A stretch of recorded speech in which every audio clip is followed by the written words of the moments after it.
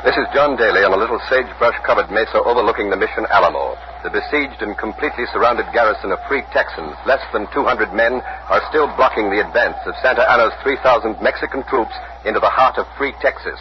They still hold out, but it may be that on this morning of March 6, 1836, Santa Anna's troops will storm forward in their final all-out attack. For a short while ago, Santa Anna's cannon, which for 11 days have kept up a relentless bombardment of the Alamo, suddenly ceased firing. And there are signs of activity in the Mexican lines. Couriers began to dash to and from Santa Anna's headquarters. The Alamo, March 6, 1836. CBS is there. The defense of the Alamo. CBS asks you to imagine that our microphone is present at this unforgettable moment of Texas history. All things are as they were then, except for one thing. CBS is there. This broadcast, the sixth in a special summer series produced and directed for Columbia by Robert Louis Cheon, is based on authentic historical fact and quotation. And now, The Alamo, March 6, 1836, and John Daly. Out before us, we wonder, as the whole world wonders, what is going on inside the Alamo. The little mission, which looks like a brown roosting hen, its head the bell tower, and its body the rectangular stockade that stretches back from the mission proper, is ominously quiet.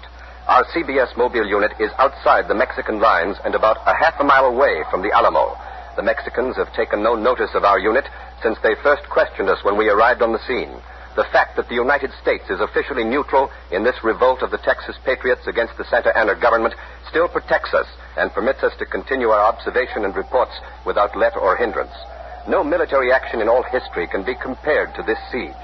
These men, these Texans, could have escaped. They had full warning of Santa Anna's approach with his army of 3,000, but they chose to stand because they knew that unless Santa Anna was stopped, if only for a few precious days, unless his relentless march was stalled, all of free Texas would fall before the invaders. Of course, it's still possible that the Alamo may be relieved. It's still possible that reinforcements may come. Involuntarily, we keep staring toward the east. Along the road, relief may come, must come, if it is to come, a road swept by a cold March wind. Actually, we know that the chances for relief are so small as to be practically non-existent. These Texans, these farm boys and trappers and cattle raisers, these lads who a few weeks ago were plowing fields and milking cows, have almost overnight become soldiers. And meanwhile, one of the most puzzling aspects of the situation has been the continued silence of the portable radio transmitter we know to be inside the Alamo. Our technicians have been on the alert constantly, day and night, but so far we have not been able to get any signal from within the walls. Meantime, the panorama of battle stretches out before us.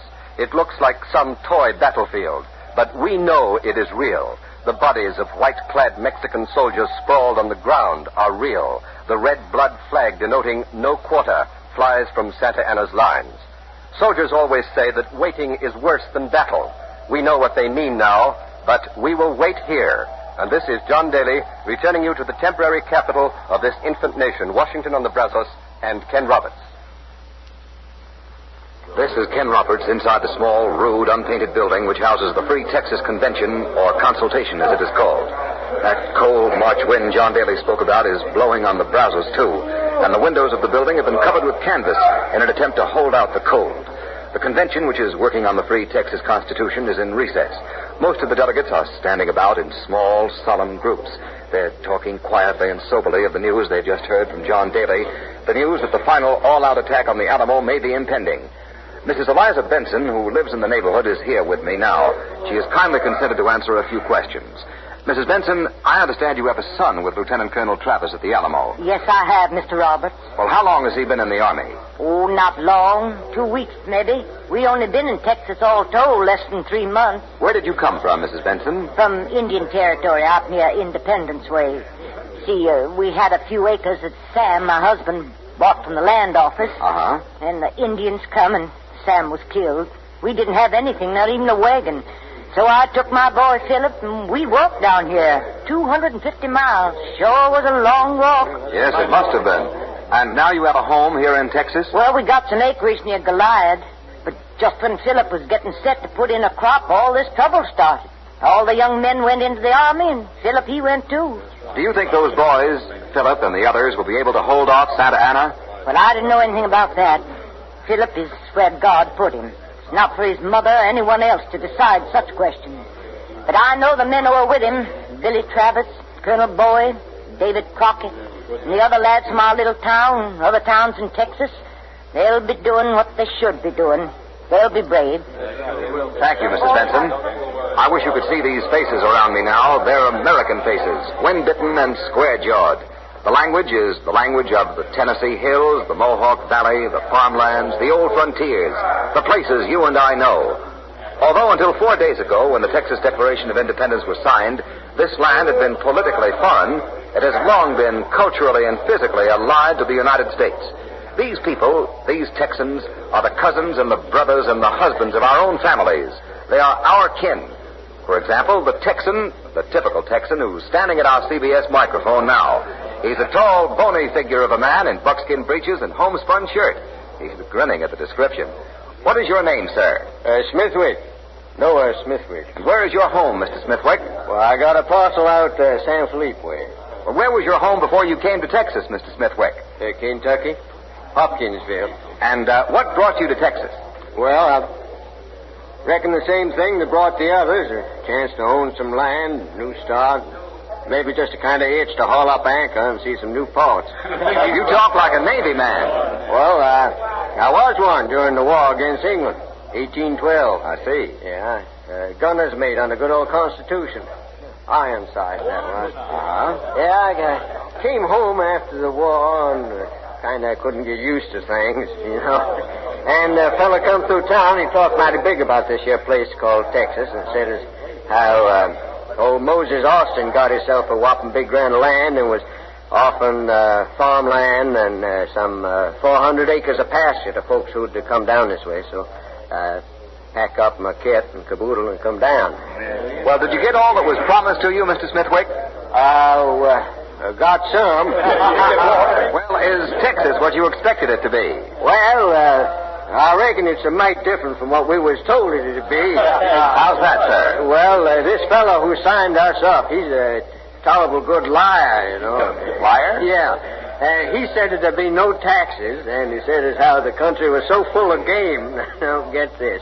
Wild horses, turkey, and buffalo, that all one would have to do to get a meal is pitch a bowie knife over his left shoulder. And he said as how when you planted corn, you'd have to back up real fast so as the stalk wouldn't bash in the chin coming up. Terrible good lie. Well, Mr. Smithwick. Yeah. How do you feel about what the boys at the Alamo are doing? Holding off Santa Ana, I mean.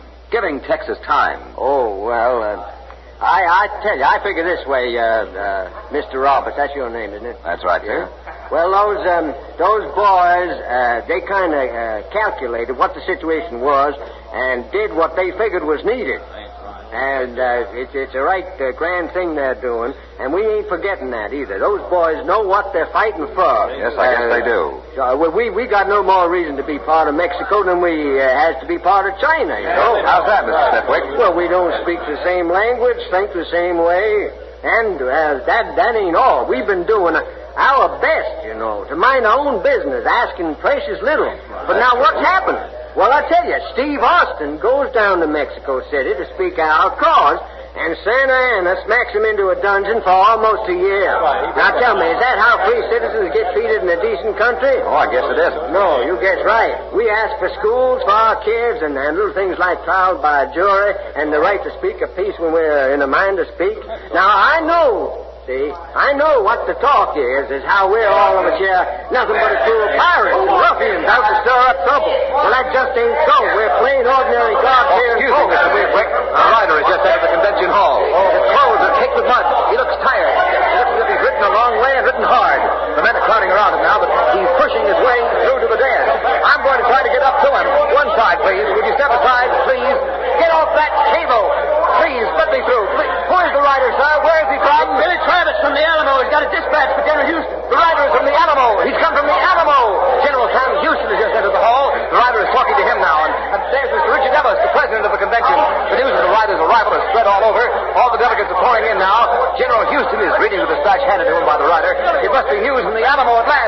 news from inside the Alamo. Now General Houston is talking to Mr. Ellis. He's pointing to the dispatch. Wait a minute. Just a moment. Mr. Ellis is raising his hand. He's sounding for orders. Quiet, please. Please, quiet. Quiet. Gentlemen, we have here a dispatch from Lieutenant Colonel William B. Travis, commanding the garrison at San Antone de Bexar. General Houston has asked me to read it to you. To the Commander-in-Chief of the Army of Texas. On the 23rd of February, the enemy in large force entered the city of San Antone de Bexar, which could not be prevented as I had not sufficient force to defend my position. Colonel Batters, the adjutant major of the President General Santa Anna, demanded a surrender at discretion, calling us firing rebels. I answered them with a cannon shot.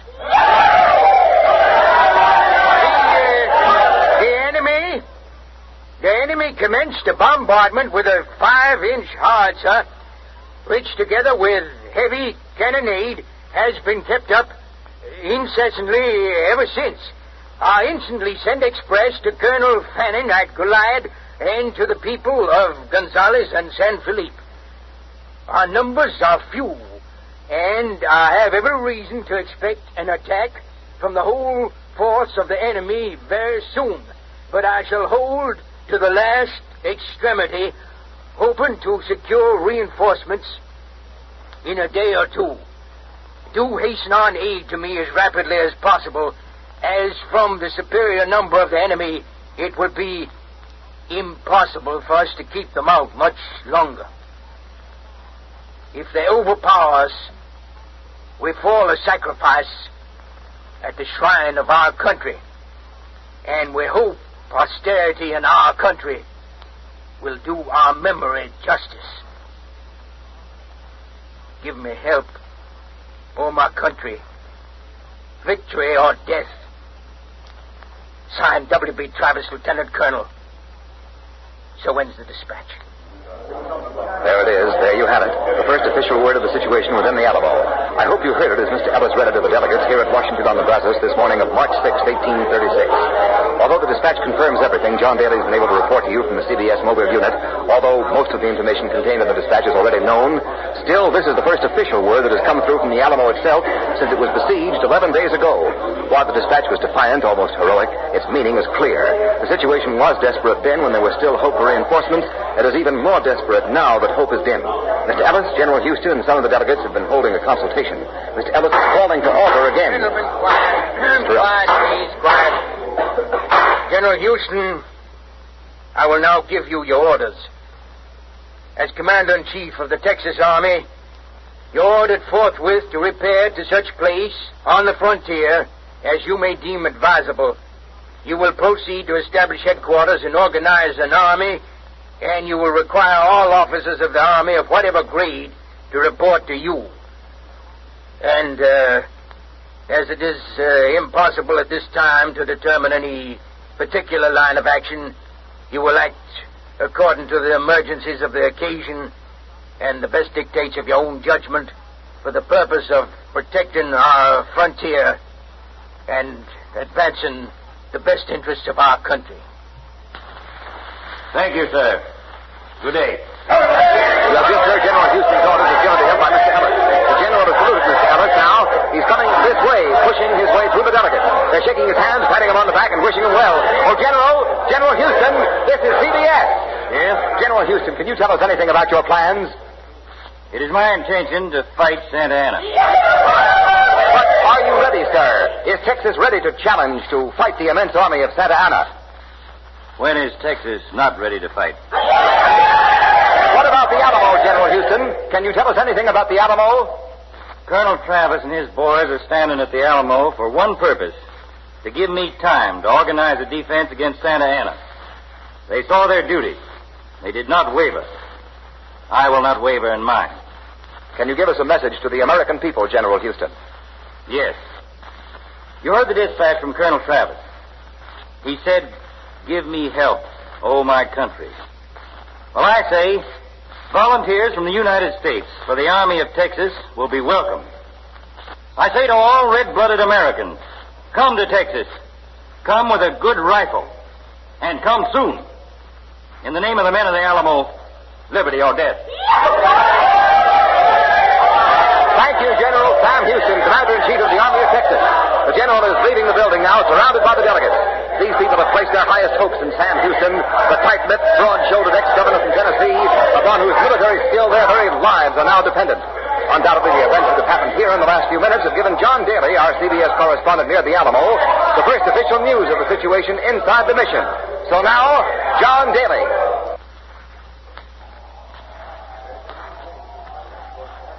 Heard some faint sounds from the shortwave transmitter inside the Alamo. The couriers behind Santa Anna's lines have disappeared. The silence has deepened.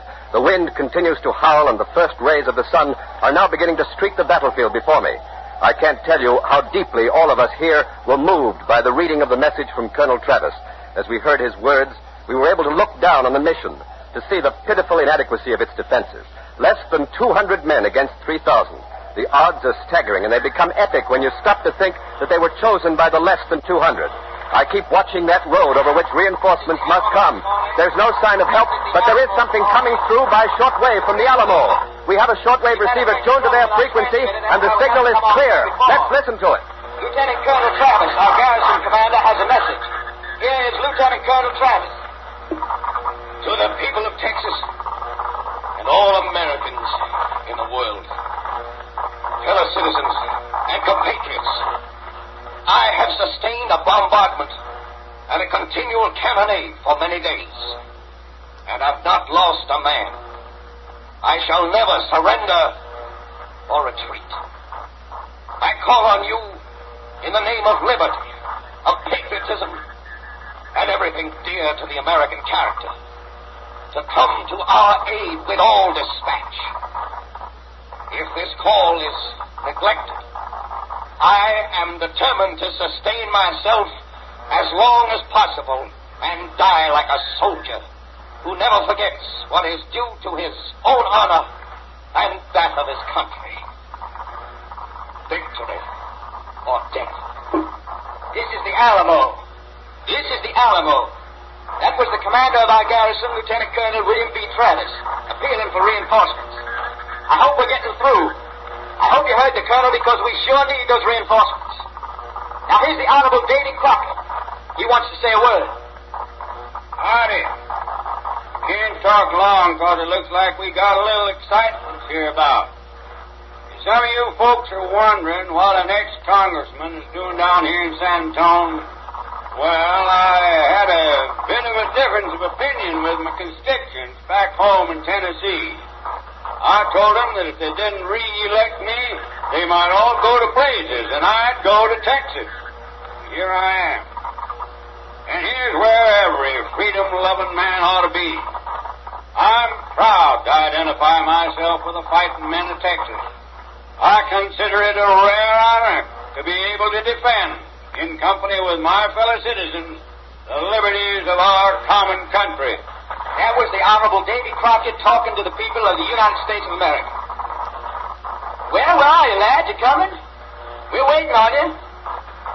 This is the Alamo. This is the Alamo. Hope we're getting through.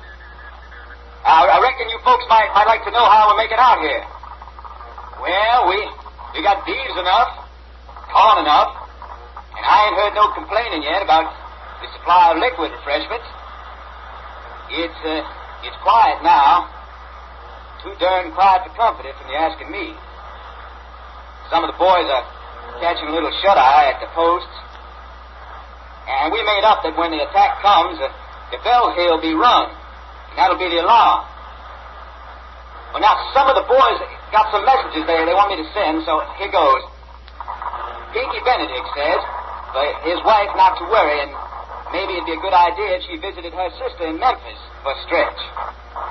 Wally Bradley, he says for his kid brother to be sure he watches out for his traps, he said, in the bayou, and to move him over to Short Creek for beaver in about a month. Now, this next one is kind of personal, so all you people listening, stop up your ears, see? It's from Dick Simon. He says to his wife that he sure loves her a heap, and to kiss the baby for her. Kiss him for me, too, Mom. Well, now, that's all for now. This is the Alamo signing off. We'll try to get back on the air again soon. Signing off. Signing off. You have just heard the first radio message direct from the Alamo. The convention on the Brazos must have heard it also, so back to Convention Hall and Ken Roberts. The impact of the message from the Alamo on the delegates assembled here was profound. They gathered around the radio and hung on every word. Their faces reflected their anxiety, their anguish, their prayers for the boys at the Alamo. But they have not permitted their feelings to sway them from their determination to make Texas free. The delegates have taken up their new day's labor on the draft of the Constitution. They are determined that the time granted them by the stand at the Alamo must not be wasted. These few days of respite may mean the difference between victory for free Texas or death for its dream of independence. And help is on the way, we know that, as Travis and his men hold off Santa Anna on the western frontier. Volunteers from the United States are pouring in from the east. They're coming, they're on the march. Men from Kentucky, Tennessee, Ohio, and Indiana. Men from Maine and New York and Massachusetts. Right at this moment, a transport loaded with troops headed for Texas is about to pull out from a wharf somewhere in Louisiana. For an on-the-spot description of the embarkment of these volunteers, we take you now to Jackson Beck.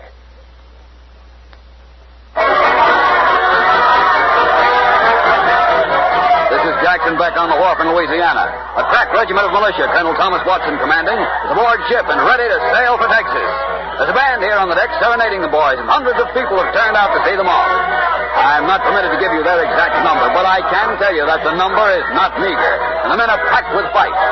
For the past few days, ever since news of Santa Anna's advance and the siege of the Alamo reached New Orleans, an air of wild excitement has spread over the city. Though the United States government maintains a strict policy of official neutrality, it is inevitable that the natural sympathy for the American colonists in Texas should be translated into action. Enlistment officers are on every street corner. The roll of volunteers swells every hour. Beside me now is the man who commands this detachment, Colonel Tom Watson. Colonel Watson, it looks like your men are anxious to get to Texas. Anxious, sir? If that steamboat don't sail fast enough, I reckon this hour they'll get out and swim. We're all anxious. We're proud to be able to lend a helping hand to our brothers of Texas. To fight for freedom, sir, is man's greatest privilege. If the boys at the Alamo are listening, here's our message to them. We are coming. We are marching to Texas. Victory or death. Thank you, Colonel Watson. There goes the ship's bell. She's ready to go out. Colonel Watson's going aboard. The excitement of the crowd is now at peak level. The lines have been thrown off. There's the ship's whistle. Big side wheel's beginning to turn. You can probably hear it, threshing the water as the ship gets underway. Now the crowd's going stark raving crazy. This is the CBS studio in Washington on the Brazos. We have interrupted Jackson Beck because we have a report of action at the Alamo. We take you now to John Daly. Santa Anna has begun the attack on the Alamo. The Alamo bells are sounding the alarm. The Mexican bugles are calling for the charge. We can see it all. It's like a play on a stage spread out before our eyes. The Mexican infantry, dragging escalades to scale the walls, is pouring over the little patch of ground that has separated the Alamo from the Mexican forces.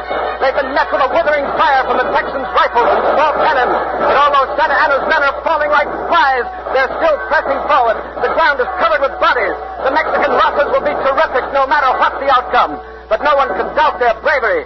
Some of the escalades are against the walls of the Alamo now. But as far as I can see, not a single Mexican has yet been able to scale them. The smoke and the dust of battle has settled like a pall on this bloody scene. We can hear gunfire, the shouts of officers, the moans and the screams of the wounded. It's a ghastly, horrible glamour of blood and war. There seems to be some slackening of fire from within the Alamo, and Mexican troops have rallied and are storming the walls once again. They're up on the escalades. I think they've mounted the ladders and are getting inside the Alamo, but there's so much smoke and dust, it's impossible to be sure. Here come the Mexican cavalry. About 1,000 horsemen, they're charging across the field. Their sabers are glittering in the sun. Their horses setting up a terrific cloud of dust. The Alamo is calling. Our shortwave receiver is blasting a message. The Alamo is on the air. I'm here in a little shop, and I can see them pouring over the wall and dropping into the courtyard. It's a whopping fracas, you take it from me. Over yonder way, on some kind of a scaffolding or something, Colonel Travis has set up a little cannon. He's got it aimed right smack at the courtyard. Yeah!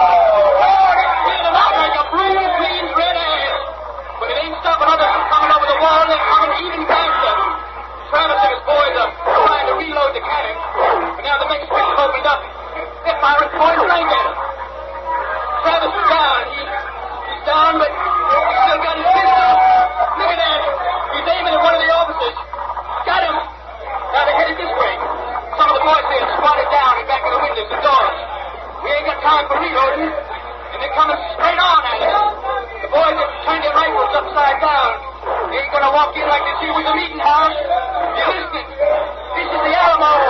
Hold till here. Still fighting. And whatever happens out there, you keep right on fighting, understand? Reckon how the boys could use an extra hand. Travis is dead. Boy is dead. But we ain't. Not yet. Buckalo! This is John Daly. The signal from the Alamo has failed, finished. The flag of Texas is coming down from the mast. The battle is over. The Alamo has fallen. We remember the blood-red flag, the no quarter sign which flew from Santa Anna's lines, and we wonder how many Texas survivors there are, if any. Santa Anna has promised there will be none, and Santa Anna is noted for his cruelty. He has gained the Alamo, but strictly from a military point of view, he has lost something far more precious, surprise and time. If the defenders of the Alamo had not held him here for 2 weeks, if they'd permitted him to march eastward into the heart of Texas, it's impossible to say what the consequences would have been for Texas' dreams of independence. But now, because of what these less than 200 heroes have done against the enemy's 3,000, now Texas has a fighting chance for freedom. Undoubtedly, they've won for themselves immortality. Undoubtedly, they'll never be forgotten. There will be others who will take their places. Of that you may be certain, for Texas has only just begun to fight. And at this very moment, General Sam Houston is gathering an army of volunteers, men who will soon be ready to take the field against Santa Anna, men who are even now dedicating themselves to avenging the slaughter here. Mexicans are still scaling the Alamo walls amidst the confusion of the littered savages. San Antonio, March 6, 1836. The Alamo falls, but Texas independence is saved. You have been listening to CBS Is There, the sixth in a special summer series of broadcasts of famous events. Next week, The Roman Empire, August 26, 79 A.D. Mount Vesuvius erupts and destroys Pompeii. CBS Is There. CBS Is There is produced and directed for Columbia by Robert Louis Cheon. Tonight's broadcast was written by Irv Tunick. Democracy isn't just a system of government. It's a doctrine of mankind. It teaches that the next fellow's as good as you, whether he's white or colored, Jew or Gentile. Some people with Nazi techniques are trying to sow the seeds of hatred and prejudice in America. America's no place for it. If someone runs down a neighbor's race or religion, remind him that he's out of joint with democracy. Help keep America democratic and strong. This is CBS, the Columbia Broadcasting System.